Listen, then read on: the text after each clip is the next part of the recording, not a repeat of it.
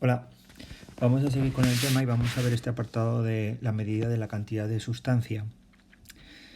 Entonces, pues bueno, a partir de Dalton, de Proust, observando las cantidades que se combinan de los elementos para formar compuestos y observando que siempre esas combinaciones se producen en la misma proporción, pues empezó a pensarse que se podía determinar a partir de esas relaciones la masa de los átomos.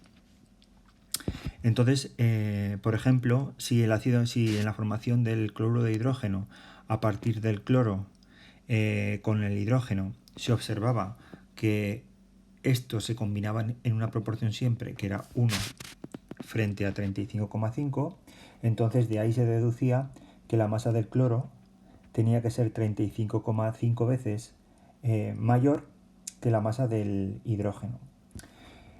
Haciendo diferentes experimentos con diferentes elementos, observándolos de esta misma manera, viendo la proporción, se llegó a la conclusión de que el hidrógeno era el elemento más ligero. Y por eso se tomó como referencia el hidrógeno para considerar a partir de él cuál podría ser la masa atómica de los demás elementos. Entonces, de esta forma se consideró que el hidrógeno tenía una masa atómica relativa igual a 1, y entonces, como por ejemplo el carbono se combinaba con el hidrógeno en una proporción 12:1, pues se estimó que la masa del átomo de carbono tendría que ser 12.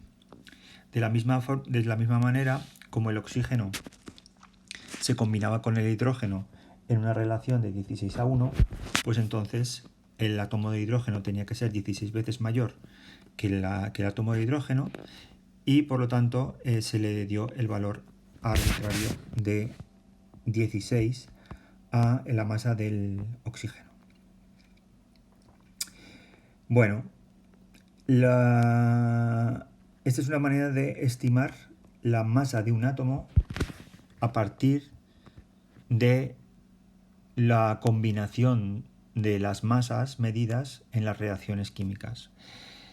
Pero claro, posteriormente, cuando la ciencia evolucionó, pues se observó que los átomos estaban formados a su vez por pequeñas partículas, por protones, electrones y neutrones. Y entonces, la masa de un átomo entonces empezó a considerarse de otra manera. La masa del átomo empezó a considerarse como la suma de las masas de las partículas que lo forman, que son los protones, los neutrones y electrones, ¿vale? Como las masas de esas partículas se pudieron calcular por métodos experimentales, pues entonces ahí se encontró otra manera diferente de medir la masa de los átomos en función del número de partículas que esos átomos contenían. De esta forma, se observó que la masa de un átomo de hidrógeno tenía este valor 1,008 y la masa del carbono, del isótopo carbono 12, tenía este valor, 12,000. Ya sabéis que cada elemento tiene sus diferentes isótopos. Los isótopos son átomos de un mismo elemento que se diferencian en el número de neutrones. Y como lo que define a un elemento son los protones, pues por ejemplo podemos tener diferentes átomos de carbono que tengan diferente número de neutrones y tendrán el mismo número de protones, 6, puesto que se trata en todos los casos de átomos de carbono.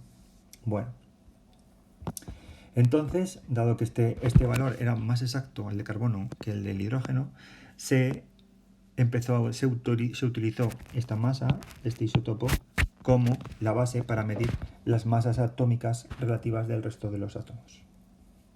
Entonces se definió, fijaos, la masa atómica relativa de un elemento químico como la masa de sus átomos con relación a la 12ª parte de la masa del átomo de carbono 12.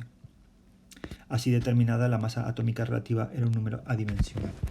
Quiere decir, se coge el isótopo carbono 12 y su peso lo dividimos en 12, de manera que nos queda efectivamente la unidad.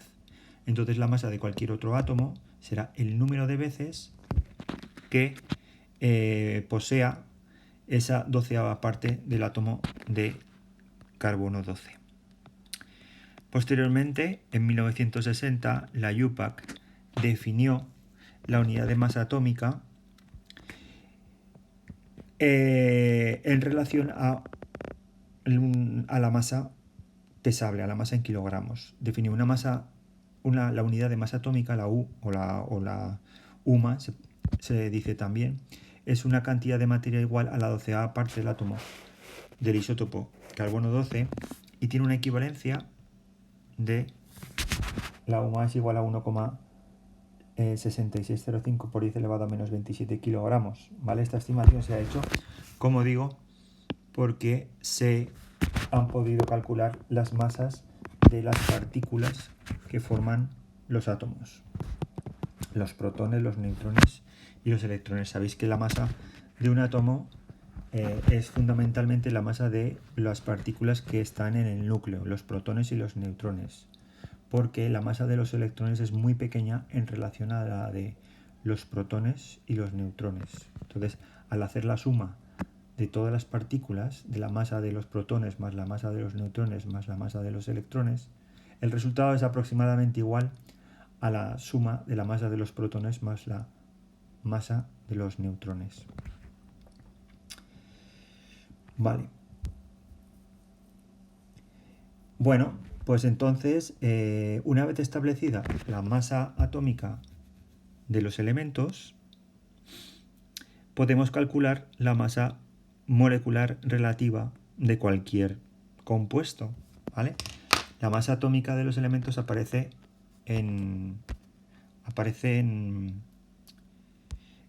en la tabla periódica, ¿vale? En cualquier tabla periódica aparece la masa atómica de los elementos. Por ejemplo, fijaos el hierro, aquí tenemos 55,845 UMAS. Y esta masa es evidentemente una masa que está referida a los distintos isótopos de hierro, ¿vale? Cada isótopo de hierro tiene su propia masa atómica. Entonces, la masa de cualquier elemento es la masa de los distintos isótopos de ese elemento que existen en la naturaleza, teniendo en cuenta su abundancia. ¿Qué quiere decir? Pues teniendo en cuenta la presencia en la que esos átomos se encuentran tanto en la corteza terrestre como en la atmósfera.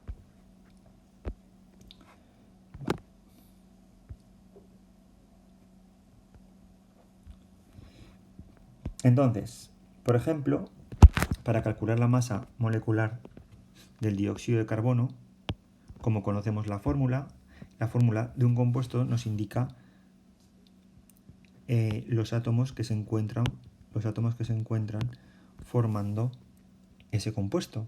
Por ejemplo, si la fórmula es CO2, el subíndice me indica que tenemos dos átomos de carbono y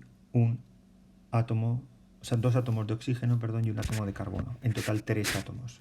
Para calcular la masa de una molécula de dióxido de carbono, tenemos que sumar la masa de 3 átomos. La masa de 2 átomos de oxígeno más la masa del átomo de carbono. Y eso es lo que se hace, ¿no? Se utilizan los valores que se encuentran en la tabla periódica para la masa de los distintos átomos y simplemente se suman todos los átomos que hay en la fórmula. ¿De acuerdo? Por ejemplo, para calcular la masa molecular del cloruro de calcio, lo que hacemos es sumar el átomo de calcio más la masa del átomo de calcio más las masas de los 2 átomos de cloro, ¿vale? Haciendo ese cómputo sencillo obtenemos el valor de 110,98 UMAS, ¿vale?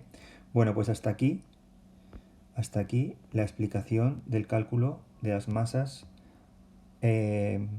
atómicas relativas y masas moleculares relativas. Seguiremos el próximo día con el concepto de mol.